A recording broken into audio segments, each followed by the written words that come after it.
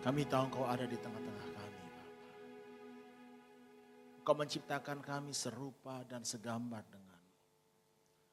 Engkau mau lewat hidup kami di bumi ini menjadi seperti di surga. Ajar kami kebenaran firman-Mu, kiranya Roh-Mu yang kudus berbicara di tengah-tengah kami, di dalam hati kami dan pikiran kami. Hamba-Mu hanya alat, tapi sesungguhnya Engkau yang berbicara kepada setiap kami.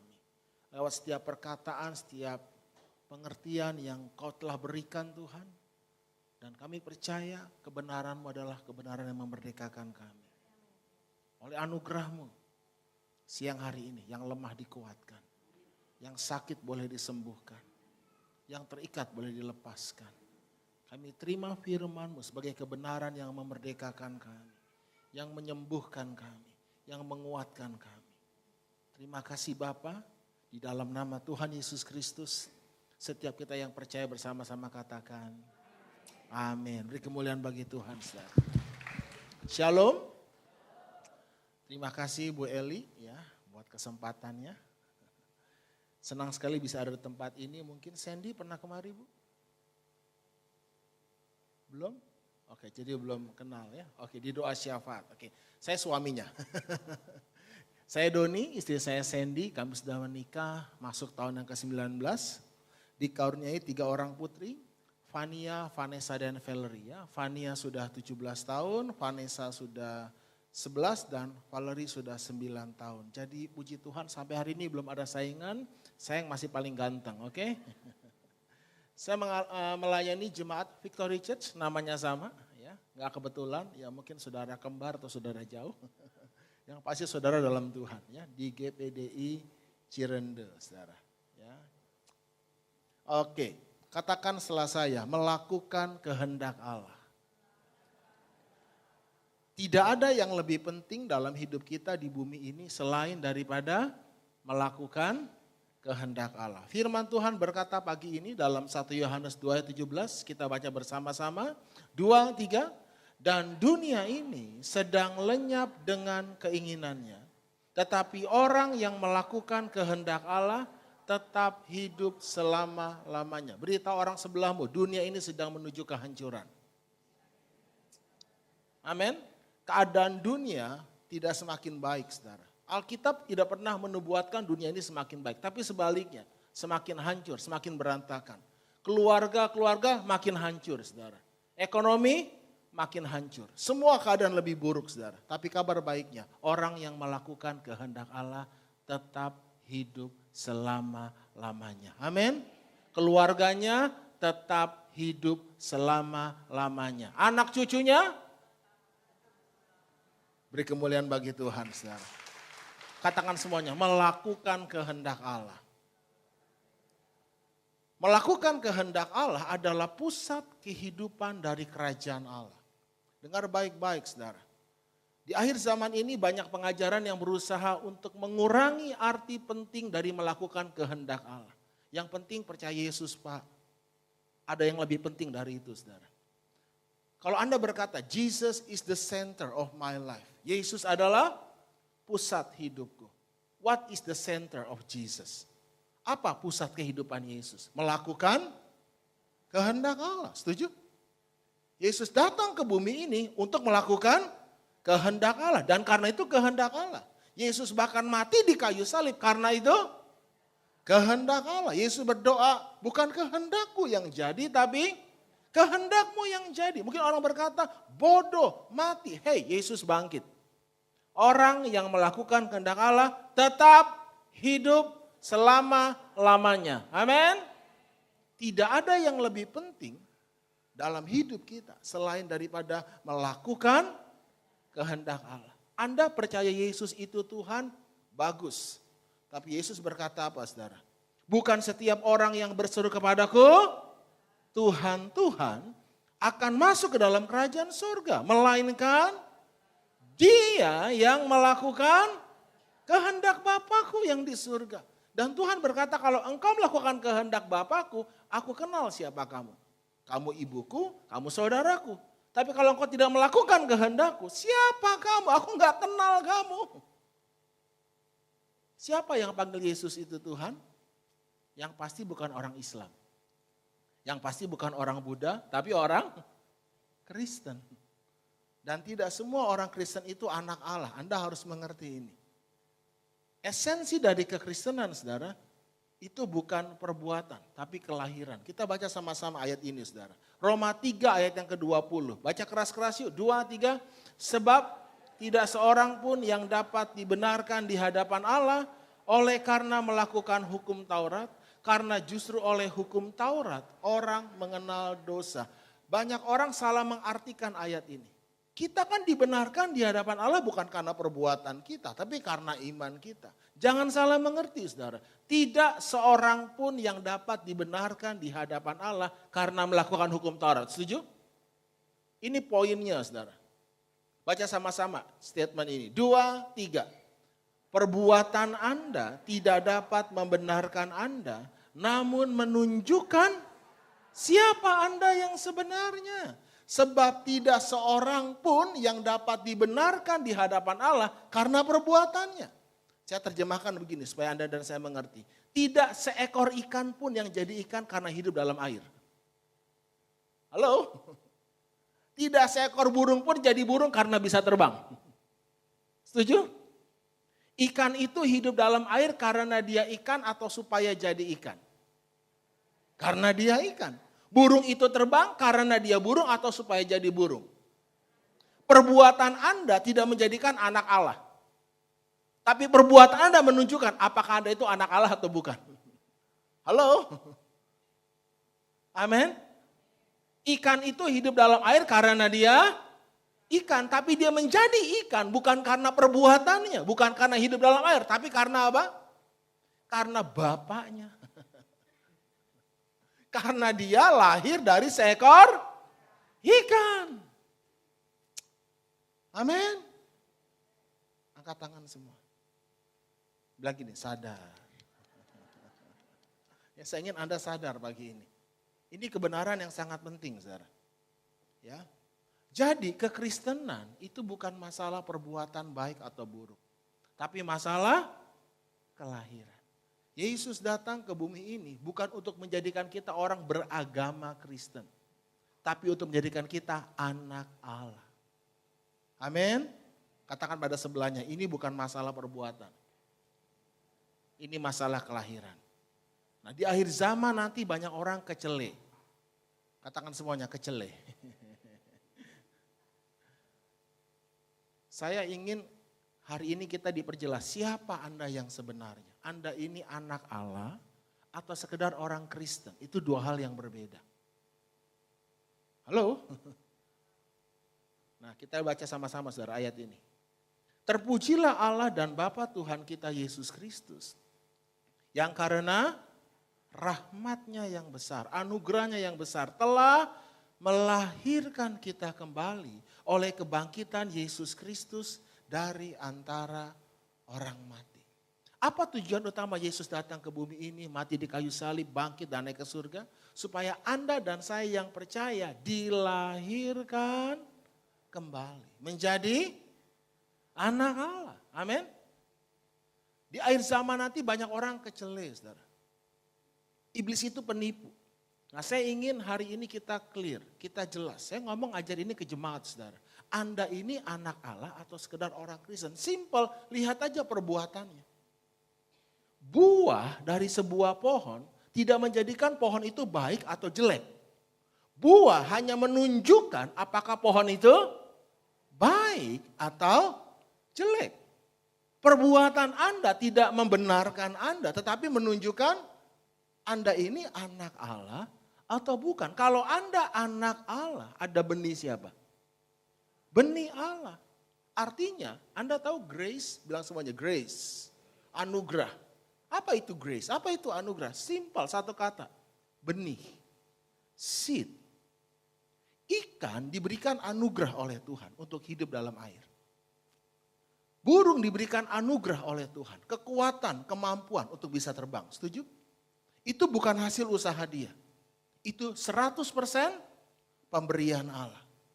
Anda tidak pernah temukan seekor ikan kursus berenang. Atau seekor burung belajar kursus terbang. Enggak perlu. Dia memang terlahir untuk itu. Amin. Kalau Anda dan saya terlahir kembali menjadi anak Allah, ada benih siapa? Benih Allah. Anda diberikan anugerah, kemampuan, kasih karunia untuk hidup seperti Allah. Penuh kasih, mengampuni. Tapi kalau ada orang ngaku anak Allah tapi suka bohong, mencuri, nipu, kita tahu siapa bapaknya.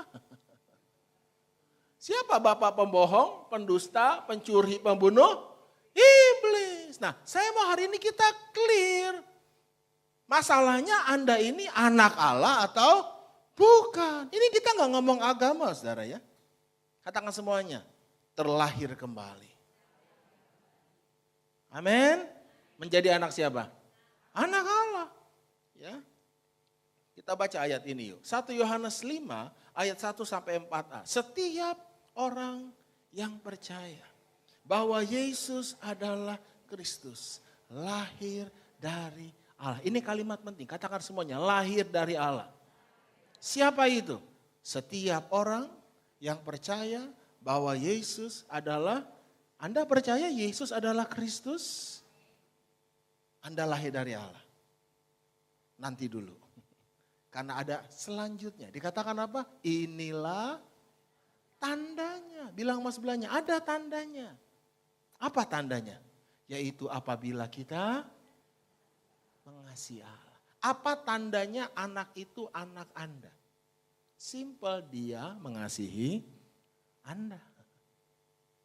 Halo? Amin? Kenapa anak Anda mengasihi Anda? Apakah karena Anda lebih baik? Anda lebih kaya? Sempurna? Bukan, karena dia lahir dari Anda. Dan kenapa Anda mengasihi anak Anda? Apa karena anak Anda sempurna? Bukan, karena dia anak Anda. Halo? Jadi ini bukan masalah perbuatan, ini masalah kelahiran. Kalau Anda lahir dari Allah, Anda otomatis, bilang semuanya otomatis. Secara natural, secara alami Anda pasti mengasihi Allah. Itu gak perlu usaha, betul? Itu natural, saudara. Sandy istri saya punya tante anaknya dari kecil di kursi roda. Repot gak punya anak di kursi roda, saudara? Gak bisa apa-apa. Sampai sekarang mungkin udah hampir 30 tahun lebih, saudara. Repot. Tapi Anda tanya sama ibunya, apakah ibu mengasihi anak ibu? Lalu ada anak keponakannya, mungkin anak tetangganya yang sempurna. Dia lebih sayang mana? Anaknya. Halo? Jadi bilang sama sebelahnya, ini masalah kelahiran. Jadi kalau Anda tidak mengasihi Allah, itu tandanya Anda belum lahir dari Allah. Itu aja. Tapi kalau Anda lahir dari Allah, Anda pasti beri kemuliaan bagi Tuhan. Saudara. Ada kerinduan untuk berdoa, baca firman. Enggak perlu disuruh-suruh. Bukan karena ada maunya ya. Bukan karena pertolongan, bukan karena berkat, bukan. Karena dia Bapa kita dan kita anaknya. Itu tandanya, saudara. Ini penting, ya. Yaitu apabila kita mengasihi Allah serta melakukan perintah-perintahnya. Nah, ini yang menarik, saudara. Sebab inilah kasih kepada Allah, yaitu bahwa kita menuruti perintah-perintahnya dan perintah-perintahnya itu tidak berat. Sebab semua yang lahir dari Allah, amin. Bilang semuanya, victory. Terlahir kembali mengalahkan dunia. Itu statement di gereja lokal kami. Victory Church. Terlahir kembali mengalahkan dunia. Jadi kalau ada orang ngaku anak Allah bunuh diri, saya jamin dia bukan anak Allah. Orang Kristen iya. Karena roh yang dalam kita ini lebih besar daripada roh yang ada dalam dunia ini. Amin. Nasihat saya begini, saudara, beri diri Anda dilahirkan kembali oleh Allah. Anda menerima benih yang baru, Anda menerima roh Allah dalam diri Anda dan Anda tidak terkalahkan. Kalau Anda lahir dari Allah, katakan semuanya, lahir dari Allah. Perintah-perintah Allah itu jadinya tidak berat. Tapi kalau Anda tidak lahir dari Allah, perintah Allah itu bukan hanya berat, Bu, mustahil. Kita harus mengampuni berapa kali? 70 kali 7 kali, berapa itu? Enggak, 70 kali 70 kali 70 kali 70 sebanyak kalkulator kita jebol. Bayangin, ngampuni segitu banyak. Kalau Anda nggak lahir dari Allah, Anda nggak punya anugerah untuk itu. Hanya orang yang lahir dari Allah yang bisa mengampuni seperti itu. Setuju? Tampar pipi kanan? Enak aja. Tapi ini masalah kelahiran. Anda pernah lihat tidak ikan stres hidup dalam air? Coba lihat akuarium di rumah, ada nggak satu ikan aneh pucat Pak? Tahan napas. Lalu dia bilang sama temannya sesama ikan. Bro, hidup dalam air susah ya. Sebagai teman yang baik dia nanya apa? Are you ikan? Betul enggak? Lah, kalau kamu ikan, kamu pasti bisa hidup dalam air. Anda pernah lihat burung terbang keringetan? Capek gitu, sampai bengek. Kalau ada orang datang sama saya jemaat, Pak Pendeta, hidup kudus itu susah ya. Simpel pertanyaan saya, are you born again? Halo, sadar saudara? Angkat tangan semua, bilang apa? Anda harus sadar, sebelum Yesus datang kedua kali saudara. Jangan sampai kita kecele. Setan itu penipu, saudara. Dibuat kita nggak sadar. Anda pernah ditipu? Yang pernah ditipu bilang, Oh banyak juga ya. Apa ciri-ciri orang yang ditipu? Tidak sadar kalau dia ditipu.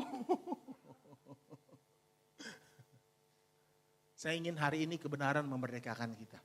Saya tidak bermaksud untuk menghakimi Anda atau menuduh Anda. Kalau ya katakan, ya, kalau tidak katakan tidak. Saya nggak memberikan Anda, iblis itu selalu membuat nggak jelas. Antara ya dan tidak, no. Apakah Anda anak Allah atau bukan. Ketika Yesus berkata kepada perempuan Kanaan itu, tidak patut seekor anjing makan makanan disediakan tuannya untuk, bapaknya untuk anaknya. Dengan kata lain, Yesus berkata kepada perempuan itu, kamu itu, Yesus gak bermaksud menghina. Kalau Tuhan berkata kamu itu anjing, itu benar-benar kamu tuh najis. Kamu tuh pezina.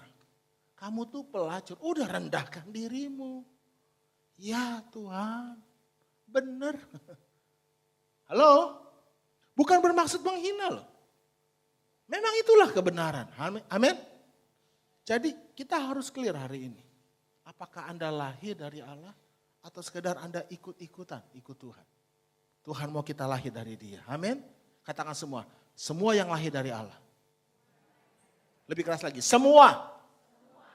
Gemuk, kurus, cakep, jelek, tinggi, rendah.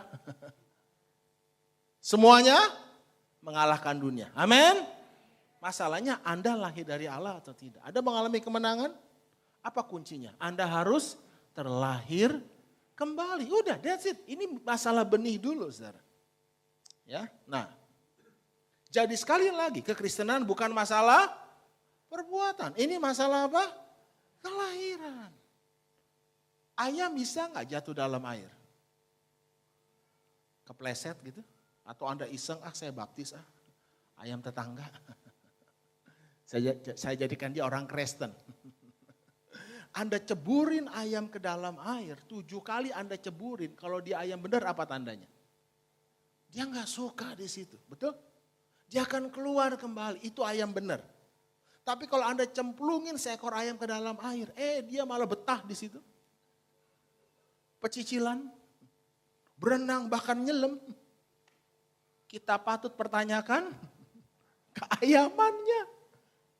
Ternyata dia bukan ayam tetapi ikan berbulu ayam. Karena Alkitab menulis ada serigala berbulu domba. Dengar baik-baik ya. Penipu itu gak ada yang seperti penjahat, percaya sama saya. Seperti pendeta banyak. Jangan bayangkan iblis itu seperti ular yang sekarang kita kenal. Kalau iblis seperti ular di Taman Eden seperti yang kita kenal hari ini, nggak mungkin lah Hawa ngobrol-ngobrol, betul?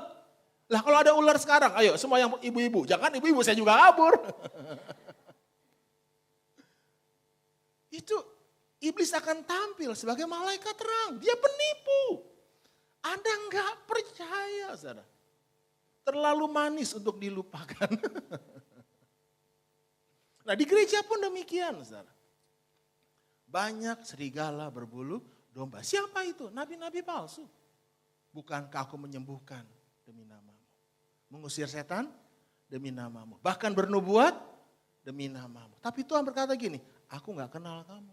Enyahlah daripadaku, hai kamu sekalian, garis bawahi, pembuat kejahatan. Tanda orang benar apa? Dia hidup benar.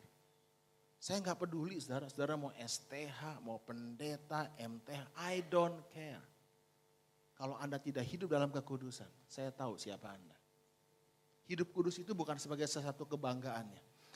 Waktu saya ngajar gini saudara, serigala berbulu domba gini, saya lebih baik dikenal Tuhan daripada terkenal dipakai Tuhan. Jangan bangga kalau Anda dan saya dipakai Tuhan, belum tentu dikenal Tuhan. Anda tahu tisu? Tisu? Dipakai toh? Lalu apa? Dibuang. Halo? Esensi kekristenan bukan pelayanan. Esensi kekristenan adalah kita terlahir kembali untuk melayani Tuhan. Kita menjadi anaknya.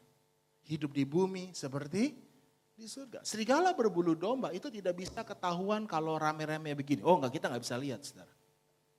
Kalau Anda gembalanya ada serigala berbulu domba, kita enggak pernah tahu. Sampai kita one on one. Discipleship. Waktu saya mulai bangun discipleship dalam gereja lokal yang Tuhan percayakan. Mulai dari 5 staff saya, full time saya di gereja. Saya nggak nyangka. Satunya itu serigala berbulu domba. Seorang teman baik saya, dia artis juga iklan. Bintang iklan beberapa. Lalu dia bersaksi. Dia cerita sama saya, bro, gue diundang isi KKR, ya, kesaksian. Gue kenal baik sama worship leadernya. Kenal lah ya, bukan kenal baik. Terkenal lah. Dia sering dengar. Lalu dia kaget sekali, saudara. Habis KKR, saudara. Dia bawa perempuan ke kamarnya, bukan istrinya. Wow. Anda lihat itu? Jangan ketipu, saudara. Jangan ketipu. Tidak semua orang yang berdiri di sini hamba Tuhan. Lihat hidupnya. Lihat buahnya. Setuju? Karena ini akhir zaman. Waktu saya mulai bangun one-on-one discipleship, ya salah satu staf saya ternyata dia nggak tahan, saudara. Ketahuan, dia hidup 4 tahun. Berapa tahun? Dalam perzinahan. Dengan salah satu singer di gereja lokal kami. Yang usianya 20 tahun lebih tua dari dia. Staf saya ini perjaka ting-ting. Ya jangan, ya di sini nggak ada lah ya, di gereja saya aja ya. Tapi tolong, rendahkan hatimu. Enggak mungkinlah kalau kamu lahir baru, kamu anak Allah, kamu bisa hidup 4 tahun sambil pelayanan lu, saudara. Enggak mungkin. Setuju? Kamu belum lahir baru.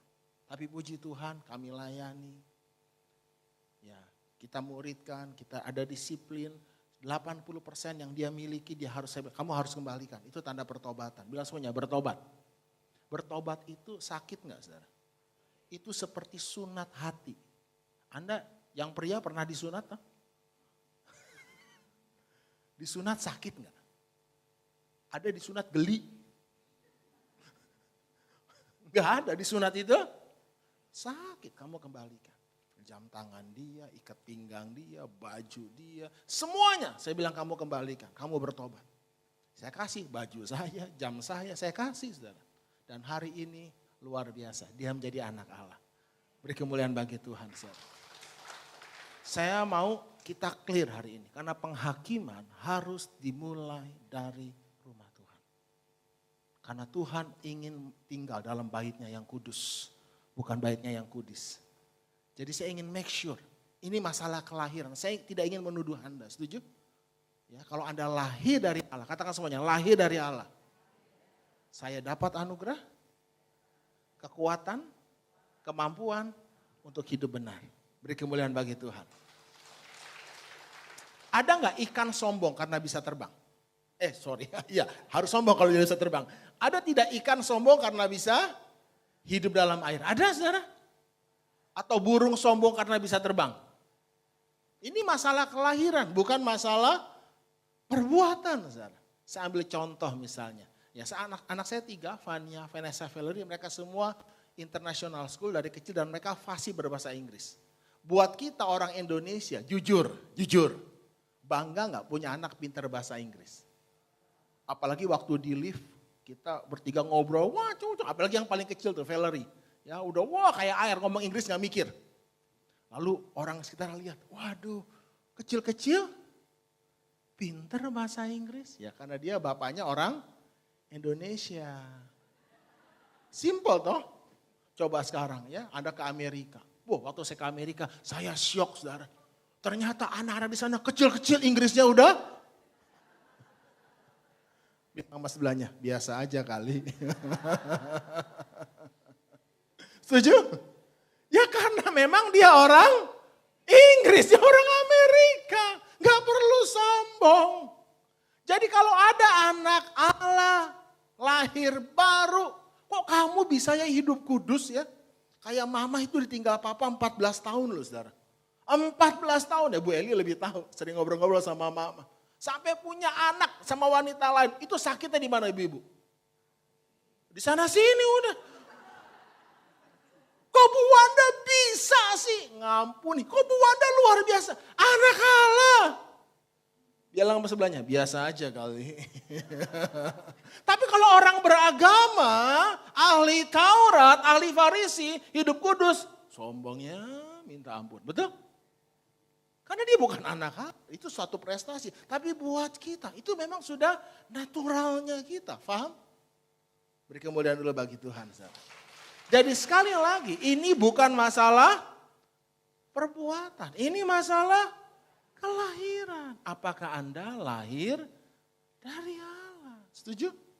Begitu Anda lahir dari Allah, Anda terima kekuatan Allah.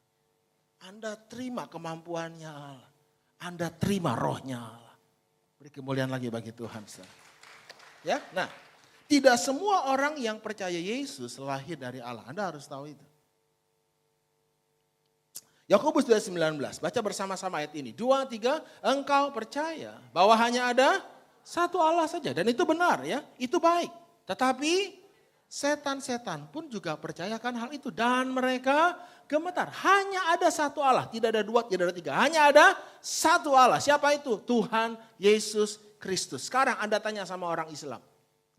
Lu percaya enggak Yesus itu Tuhan? Dengan segera dia menjawab, tidak, dia bukan Tuhan, dia cuma nabi. Anda tanya sama orang Buddha, tidak percaya Yesus Tuhan. Anda tanya sama saksi Yehova, mereka tidak percaya Yesus itu Tuhan yang mencipta. Mereka percaya Yesus itu juga ciptaan, tapi dia ciptaan yang pertama dan terutama, kita ini turunannya. Sekarang, kita tanya sama setan. Ada setan di sini? Coba kalau ada di bawah, cari di luar, panggil dia ke dalam. Tan, sini Tan. Jangan nunjuk-nunjuk Bu. Ya. Kamu percaya gak Yesus Tuhan? Setan bilang apa? Bilang mas sebelahnya sambil gemeter. Ayo semua gemeter. Sambil dia bilang apa?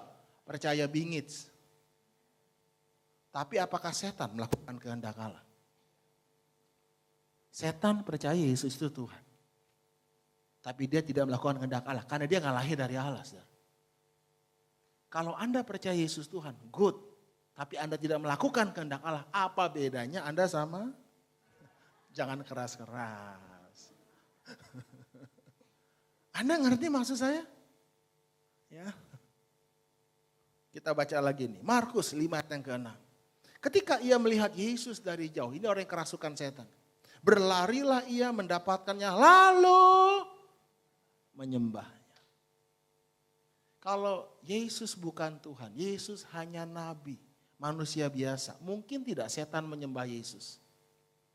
Tidak mungkin. Kenapa setan menyembah Yesus? Karena setan tahu siapa Yesus yang sesungguhnya. Dia itu Tuhan. Dan bilang sama sebelahnya, setan penyembahan lo. Anda harus ngerti itu. Dia sujud menyembah Yesus, bahkan menyembahnya. Halo? Jangan lihat dari yang kelihatan, lihat hidupnya, hari-hariannya. Anda mau tahu siapa saya? Tanya istri, anak-anak, pembantu saya di rumah. Jangan tanya anjing saya. Karena saya nggak punya anjing di rumah. Bagaimana hidup Anda sehari-hari? Jangan ketipu, kita bisa bersandiwara di sini. Saudara. Halo? Amin? Kita memang gak sempurna. Kita orang benar bisa jatuh dalam dosa. Ayam bisa jatuh dalam air. Tapi ayam bisa gak hidup dalam air? Nggak bisa. Orang benar bisa gak jatuh dalam dosa? Tapi bisa gak hidup dalam dosa? 7 kali orang benar jatuh, dia akan bangun lagi. Anda cemplungin ayam 7 kali ke dalam air, dia akan keluar lagi karena dia ayam. Itu tandanya, saudara. Anda nggak suka hidup dalam dosa, nggak enak gitu. Begitu Sandy istri saya bertobat, saudara, ngomong jorok aja nggak enak. Sebelum bertobat, saudara, lengkap. Mau apa? Babi ada, monyet ada, anjing ontak lengkap. Tapi begitu dia bertobat lahir baru, kayaknya ngomong kasar aja udah gak enak. Karena apa? Ada roh Allah dalam dirinya. Sekali lagi, ini bukan masalah perbuatan, ini masalah kelahiran. Percaya yang bagaimana yang melahirkan kita kembali dari Allah. Katanya, kata Yesus, waktunya telah genap, kerajaan Allah sudah dekat, baca sama-sama. Bertobatlah dan percayalah kepada Injil. Jadi percaya yang didasari pertobatan. Katakan lagi setelah saya, pertobatan adalah fondasi iman saya. Kalau iman kita tidak didasari pertobatan, itu iman yang sesat, saudara. Anda bisa nyemplung ke New Age nanti. Yesus dari sorga datang ke bumi ini.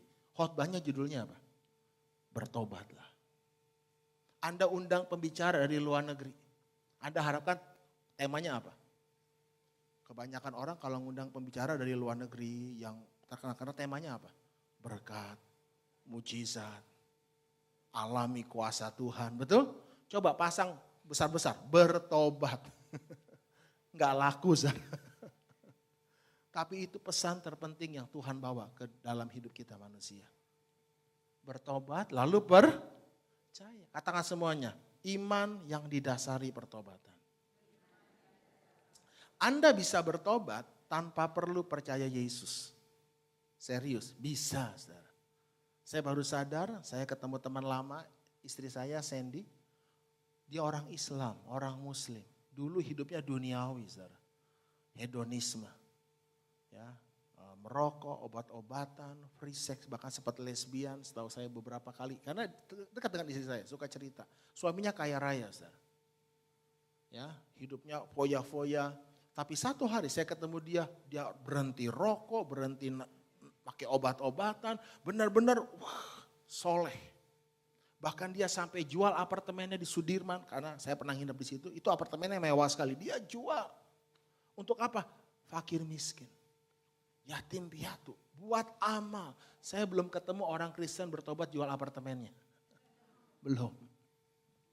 Dia benar-benar anaknya lihat, waduh mama udah berubah om. Saya dengar dari mulutnya anak-anaknya sendiri. Tapi dia gak percaya Yesus itu Tuhan. Apakah dia lahir dari Allah? Kalau Anda lihat orang Buddha bertobat, lebih ngeri juga. Kita bisa bertobat tanpa perlu percaya Yesus. Di luar sana banyak, saudara. Tapi kabar buruknya, kita bisa percaya Yesus tanpa perlu bertobat. Bisa enggak? Sandy istri saya dari kecil udah Kristen, bukan lagi Kristen loh. Kristen. Udah diajar Yesus itu Tuhan, mati di kayu salib, tahu agama kan. Tapi hidupnya hancur, sehari merokok 4 bungkus. Ya dugem, ya free sex, ya. Seperti itu, saudara. Tapi ketika dia lahir baru, semuanya berubah. Sekali lagi, saudara, banyak gak orang percaya Yesus? Tapi tanpa bertobat, ada? Banyak. Homoseks ke gereja. Lesbian ke gereja. Orang-orang yang berzina tetap ke gereja. Nyanyinya, ku nyanyi wow. Sorry, saya tidak ingin menyinggung siapapun. Tapi ini kebenaran, saya harus sampaikan.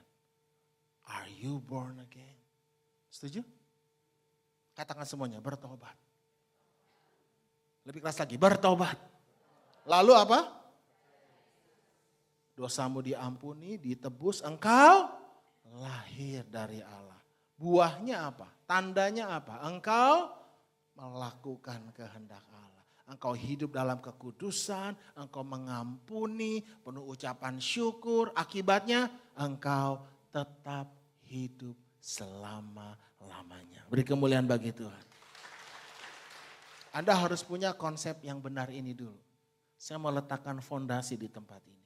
Iman yang berkemenangan. Iman yang didasari oleh pertobatan. Tandanya Anda melakukan kehendak Allah. Katakan lagi setelah saya, orang yang melakukan kehendak Allah tetap hidup selama-lamanya. Enggak ada matinya. Selalu ada jalan keluar. Amin. Itu tandanya tidak terkalahkan. Orang berkata mati kamu. Jangan pernah menaruh tanda titik. Di mana Tuhan masih menaruh tanda koma dalam perjalanan hidup Anda.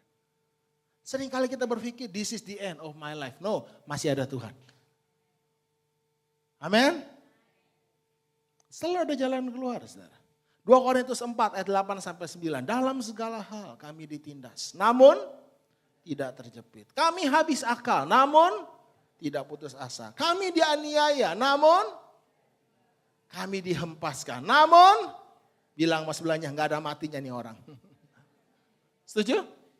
Dalam segala hal kami ditindas, atas, bawah, kanan, kiri, depan, belakang. Namun, haleluya. Gak ada orang anak Allah tuh bunuh diri, gak ada saudara. Ya, Anda harus mengerti ini. Jalan keluar setiap masalah adalah melakukan kehendak Allah. Jalan keluarnya. Katakan lagi setelah saya, melakukan kehendak Allah adalah jalan keluar semua masalah saya. Amin. Apapun masalahnya, yang penting minumnya apa? Enggak ada hubungan. Ya, saya suka ayat ini saudara. Wahyu 3 ayat yang ke-8. Lihatlah, aku telah membuka pintu bagimu yang tidak dapat ditutup oleh seorang pun. Aku tahu bahwa kekuatanmu tidak seberapa. Namun engkau menuruti firmanku dan engkau tidak menyangkal namaku. Lihat, aku membuka pintu bagimu. Kalau Tuhan sudah buka pintu bagi kita, tidak seorang pun yang dapat menutupnya. Mau polisi, mau hakim, mau jaksa, mau siapapun juga saudara. Dia adalah Tuhan. Amin. Apa dasarnya Tuhan membuka pintu bagi kita? Aku tahu kekuatanmu tidak seberapa. Aku tahu kamu lemah, kamu frustasi, kamu stres, kamu tidak berdaya. Namun engkau menuruti firmanku. Dan engkau tidak menyangkal namaku. Lihatlah, aku membuka pintu bagimu. Lukas 5 ayat yang ke-5. Simon menjawab, Guru, telah sepanjang malam kami bekerja keras dan kami tidak menangkap apa-apa. Tetapi karena engkau menyuruhnya, aku akan menebarkan jala juga. Hari itu krisis. Danau Galilea mengalami krisis yang tidak pernah terjadi sebelumnya. Semua nelayan gak ada yang dapat ikan. Di tengah-tengah krisis itu Yesus datang. Saudara percaya itu? Di tengah krisis hidupmu Tuhan Yesus datang. Dia berkhotbah, dia menyampaikan firman, menghibur, menguatkan. Tapi setelah itu ujung-ujungnya apa? Tuhan kasih perintah. Katakan semuanya, perintah. Anda mau diberkati? Anda mau dipulihkan? Anda mau mengalami kemenangan? Bagaimana caranya Tuhan memberkati kita, memulihkan kita, memberi kita kemenangan? Bagaimana caranya? Tuhan kasih perintah. Bukan penghiburan. Oke, awalnya dihibur, dikuatkan. Tapi ujung-ujungnya Tuhan kasih, this is kingdom. Surga itu kerajaan dan Tuhan kita tuh raja. Dia kasih perintah untuk kita lakukan. Nah, Tuhan kasih perintah, kita kasih apa? Alasan. Betul atau betul? Guru sudah sepanjang malam kami mencari ikan. Anda pernah kerja sepanjang malam, capek enggak ibu-ibu? Lalu enggak ada hasil. Orang Surabaya bilang cuape pol. Aku tahu kekuatanmu tidak seberapa. Tapi jangan jadikan alasan kelemahanmu itu alasan untuk tidak melakukan kehendak Allah. Mati kita, serius. Saudara. Tapi ini yang saya suka, Simon berkata apa? Tetapi karena engkau menyuruhnya, aku akan. Lalu Simon mulai pergi ke tempat yang dalam. Kira-kira semua nelayan di danau itu ngelihat gak? Ada satu perahu aneh. Perahu siapa itu? Tiba-tiba bergerak ke tempat yang dalam. Pada teriak gak? Perahu siapa tuh? Perahu Simon. Mon, ngapain lo? Mau cari ikan. Woi, jam berapa nih? Stres sih boleh, tapi jangan gila. Setuju? Ada yang foto, jepret. Masukin Instagram, masukin Facebook. Stres, tapi jangan gila. Teman gue hilang ingatan. Siapa yang suruh? Pendeta gue, mau aja lu dikerjain pendeta. Anda lihat itu? Simon bisa balik lagi enggak? Oh dia mau bisa? Iya ya. Enggak mungkin lah. Kehendak Allah itu enggak masuk akal, Anda harus tahu itu. Tapi Simon, keep going, dia taat saudara. Ketika dia melakukan kehendak Allah, something happen. Pintu terbuka. Beri kemuliaan bagi Tuhan. Saudara. Jadi bilang sama sebelahnya, apapun masalahmu. Apa jalan keluarnya? Melakukan kehendak Allah. Udah saudara. Anda mau dipulihkan? Seorang ibu muda, seorang istri telepon istri saya nangis-nangis. Minta ketemu, bukan jemaat. Akhirnya ketemu sama Sandy. Dia curhat, suaminya selingkuh. Sakit bu, sakit. Lebih baik dulu bu, suami lagi susah, miskin, tapi setia. Daripada sekarang udah punya 4 ruko, toko di Tanah Abang, selingkuh sama karyawannya. Aduh sakitnya di mana ibu? Di sana sini udah betul. Aduh Bu Sandy, sakit Bu.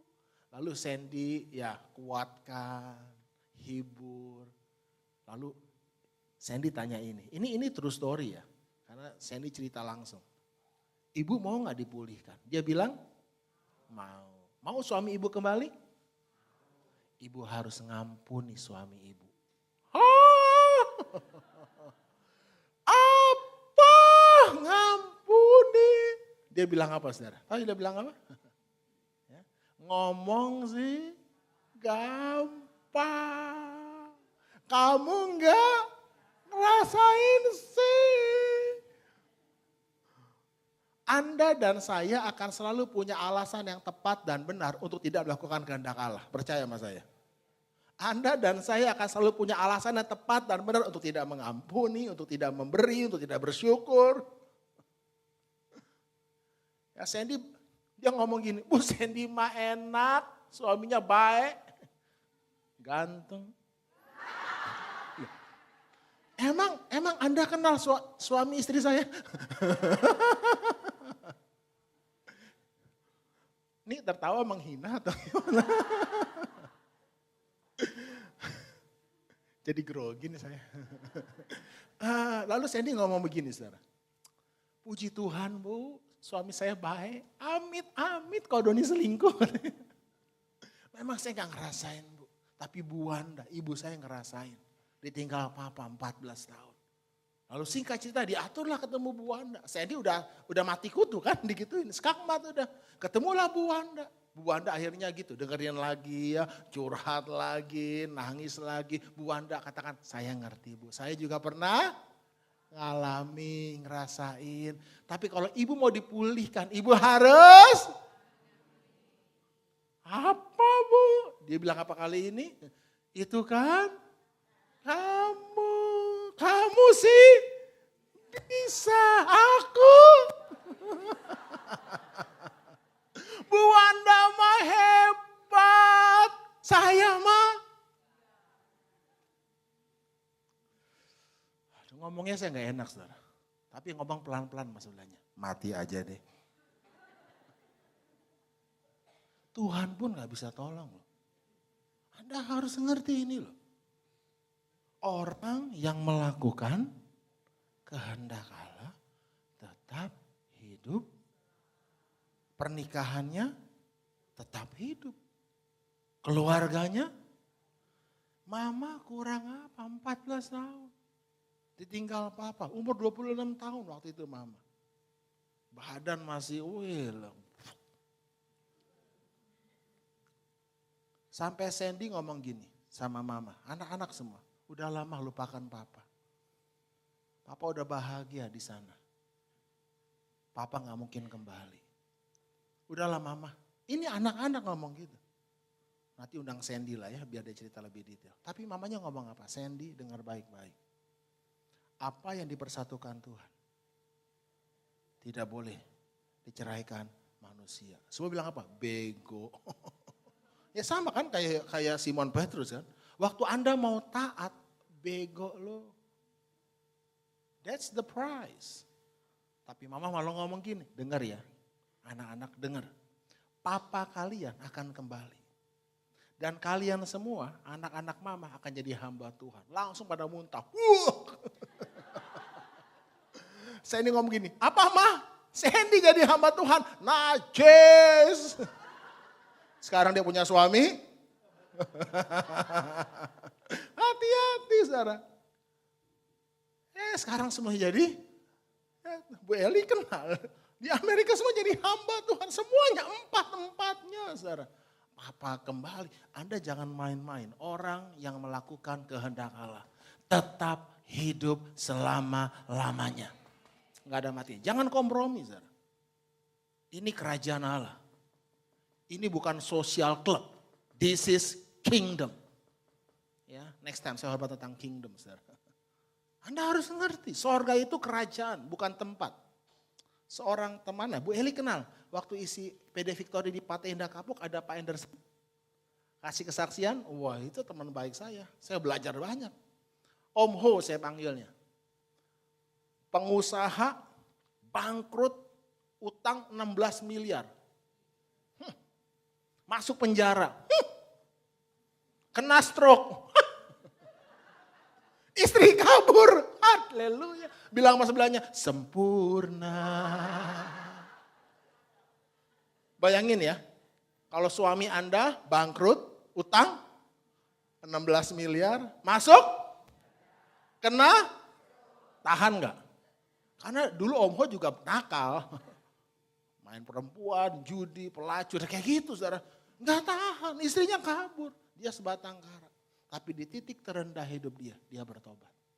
Ini paling penting, bertobat. Lalu percaya Yesus, lahir baru. Tandanya apa? Dia mengasihi Allah. Om Ho sekarang pelayanan, baca Alkitab. Di tengah-tengah masalah dia cari Tuhan. Cari Tuhan bukan karena ada maunya, karena dia mengasihi Allah. Seperti anak Anda cari Anda, karena dia anak Anda. Mulai bangun rohaninya saudara. Dia mulai belajar Alkitab. Singkat cerita saudara. Gak langsung pulih memang. Ya, di titik terendah hidup dia. Saya undang bersaksi di gereja lokal saya. Uang di kantong dia tinggal 30.000. Rumah udah habis tinggal tunggu disita. Mobil udah mobil terakhir. Mercy sih tapi mobil terakhir dia saudara. Itu hari Minggu. Anak Allah hari Minggu ke gereja gak? Ya iyalah. Masa ya iya dong. Mau ke gereja udah jalan nih. Bensin habis. Mampir ke pom bensin. Uang tinggal isi berapa? Mobil Mercy sih keren. Pak isi berapa? 25.000. Berapa Pak? Pom bensinnya sampai gak yakin. Berapa Pak? Om Ho kan Cina Medan agak pelok. Owe gak punya uang. Lu isi aja 25.000 oke. Isi 25.000. Yang penting bisa jalan ke gereja. Di kantong tinggal 5.000 persembahan. Kasih enggak? Ngomong sih gampang. Tapi dia ngomong gini mas saya, nggak tahu dong. Itu bukan kekuatan saya. Itu anugerah, setuju? Itu bukan sebuah kebanggaan. Biasa aja kali kalau kita memberi bagi Tuhan. Nggak perlu show, nggak perlu pamer. Kita ini anak Allah, setuju? Saya nggak tahu dong, ada kekuatan. Saya bisa kasih itu uang dengan sukacita, tanpa beban. Itu anugerah loh. Anugerah itu diberikan untuk kita melakukan kehendak Allah. Bukan untuk kita berbuat seenaknya. Jangan salah mengerti. Dia kasih. Baru ingat, nah lu parkir pakai apa bayarnya? Kan mesti bayar parkir. Ini kisah nyata. Lalu masuk mobil, dia cari recehan. Entah gimana, pas buat bayar parkir. Jadi dia keluar dari parkiran gereja, benar-benar amblas bumi.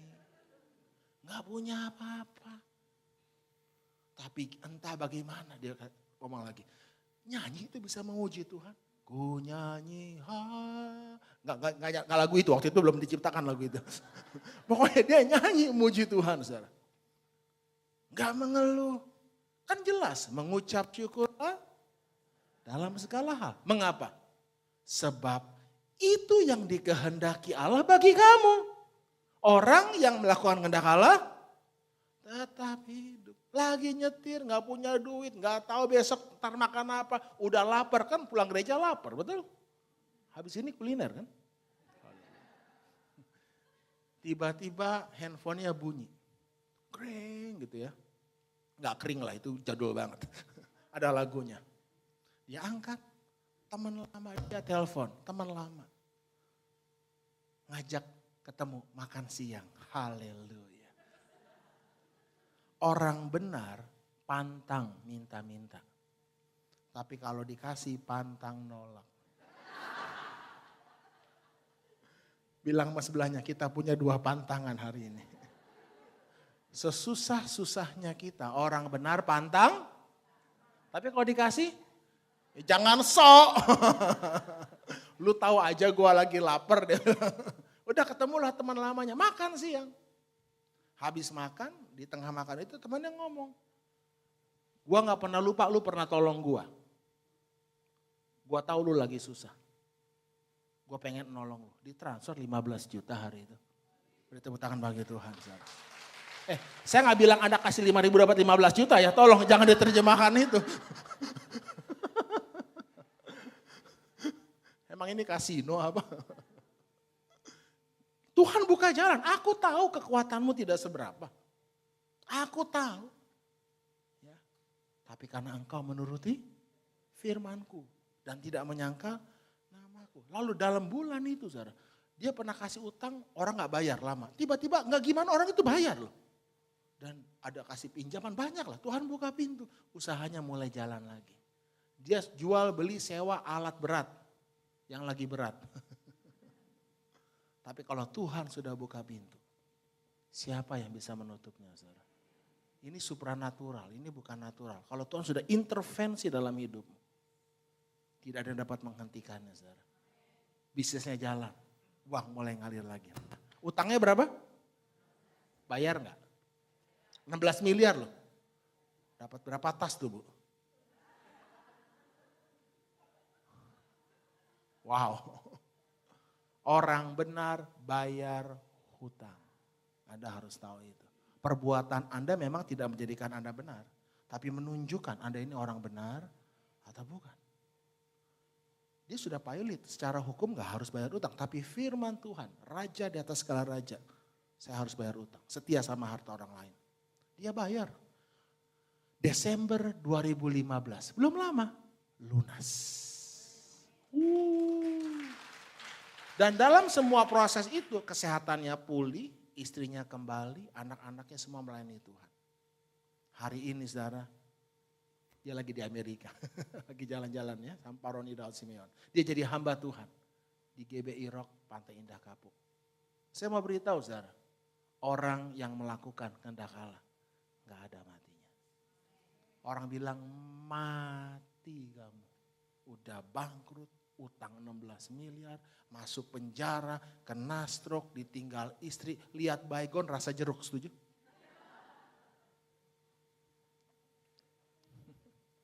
Saya mau beritahu hari ini, jawaban dari semua masalah kita adalah melakukan kehendak Allah.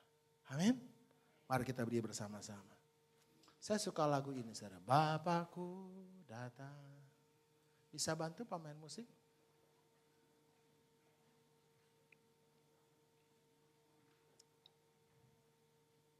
Ambil waktu tenang sejenak, biarkan firman Tuhan saat ini meresap dalam hatimu. Tuhan ada tempat ini, saudara.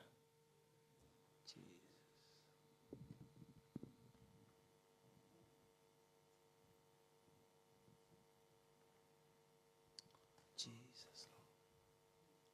Orang yang melakukan kehendak Allah tetap hidup selama-lamanya. Dunia ini sedang lenyap dengan segala keinginannya. Tapi kalau Anda melakukan keinginannya Allah, kau akan melihat. Dia akan buka pintu bagimu. Bapakku datang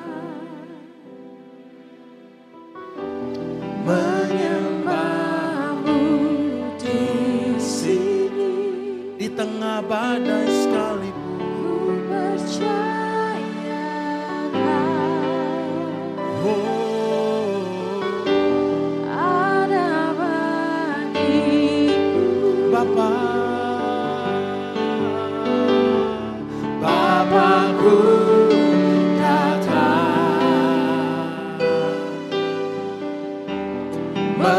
menyembahmu di sini. Ku percaya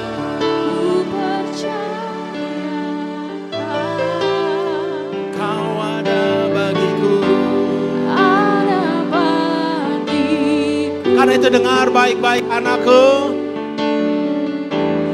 Tak usah ku takut, sebab kau sertaku. Yes. Tak usah ku bimbang, kau di dalamku. Tak usah ku cemas, kau penghibur.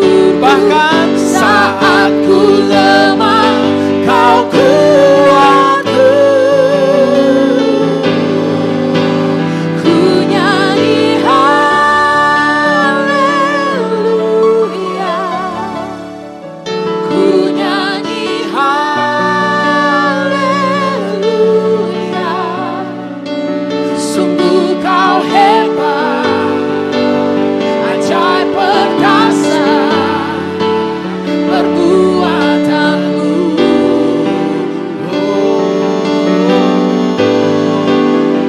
Ku nyanyi haleluya. siang ini Bapa, Ku nyanyi haleluya. kami mau nyatakan Sungguh kau hebat, ajaib perkasa perbuatanmu. katakan Di hidupku. katakan tak usah ku takut. Tak usah ku takut, sebab Jangan kau takut, anakku. sertaku. Jangan bimbang, Tak usah ku bimbang, aku di kau dalammu. di dalam. Kuatkan hatimu. Tak usah ku cemas, kau menghiburku. Saat ku lemah, kau kuatku. Ku nyanyi haleluya.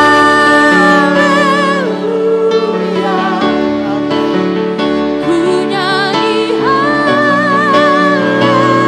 haleluya. Kami mau nyatakan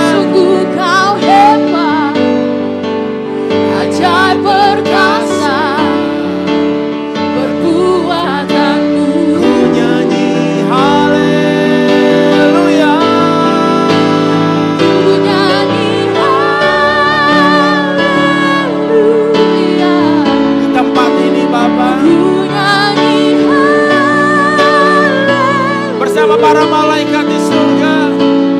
Sungguh kau hebat, ajaib perkasa, perbuatanmu.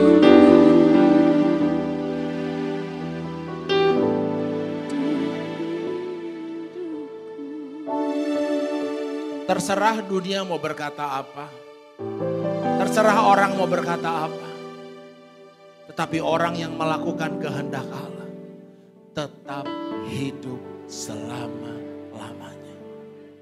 Pernikahannya, keluarganya, anak cucunya, bisnisnya, pelayanannya tetap hidup selama-lamanya. Perbuatan kita tidak membenarkan kita. Tapi perbuatan kita menunjukkan siapa kita yang sebenarnya. Apakah kita ini lahir dari Allah atau bukan? Bertobatlah. Tuhan minta cuma satu, bertobatlah. Dan percayalah. Maka kau akan dilahirkan dari Allah. Kau menerima benih yang baru. Hatimu jadi hati yang baru. Hati yang taat. Roh yang lembut. Untuk kau dapat melakukan kehendak Allah. Untuk kau dapat mengampuni. Kau dapat mengucap syukur. Kau dapat memberi di tengah-tengah kekurangan. Untuk kau dapat melakukan kehendak Allah. Dan kau akan tetap hidup selama-lamanya. Terima firman Tuhan siang hari ini. Kuatkan hatimu. Bapa, hamba-Mu telah menyampaikan kebenaran-Mu ini. Biar ini menjadi fondasi dasar hidup kami. Berkati, meteraikan firman-Mu ini dalam hati setiap umat-Mu yang mendengar. Di dalam nama Tuhan Yesus, semua yang percaya bersama-sama katakan, Tuhan memberkati.